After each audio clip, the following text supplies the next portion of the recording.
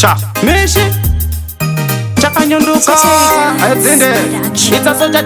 itsasochati wake yomafika vaona kuti vanditarisira pasi ndavasvibira makararwa kufasi ndovanhuwidza kunge ronda rine pasi kuchava kugeda kwemeno pane rino pasi vakupedza nguva ivo vachitamba ine ndiri kustudiyo ngoma ndichishanda ndimokamusa ngoma tinenge tichihanda kuti tizonyararidza vese vanoplata ndakita zvandakaita kumavambo zvaiitwa nana nehandana namulambo ine mbada ndicharamba ndichisimbisa musambo kuti vandibate pane mufambo ndava kuda kuita zvandakaita kumavambo zvaiitwa nana nehandana namulambo ine mbada ndicharamba ndichisimbisa musambo kuti vandibate pane mufambo iri chituku chemangoma inini ndati futi chinotsinina mangoma kunge dongi inini ndamachina wazvitiva kuru wachinditi mupana asi mumwe musi chimuti ndachigwina ndiri kufemera mugotsi ndowasenerera ndouya ipapo ndati ndakabairira mumwe musi vochatondidaira ndosvika ipapo chipeki chemangoma ndowabhurira ndakita zvandakaita kumavambo zvaiitwa nana nehandana namulambo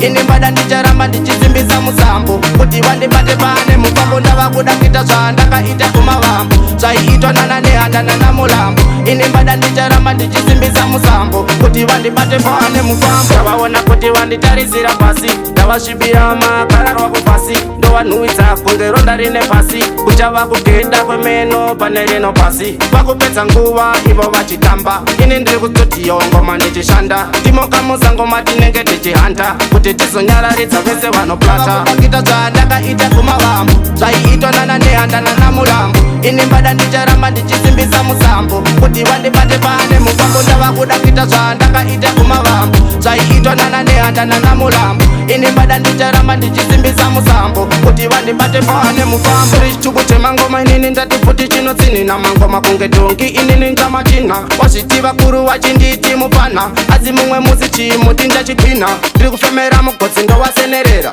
ndouya ipapo ndati ndakabairira mumwe musi vochatondidaira ndosvika ipapo chipeki chemangoma ndowabhurira ndakita zvandakaita kumavambo zvaiitwa nana nehandana namulambo ine mbada ndicharamba ndichisimbisa musambo kuti vandibate pane mufambo ndava kuda kuita zvandakaita kumavambo zvaiitwa nana nehandana namulambo ine mbada ndicharamba ndichisimbisa musambo kuti vandibate pane mufambo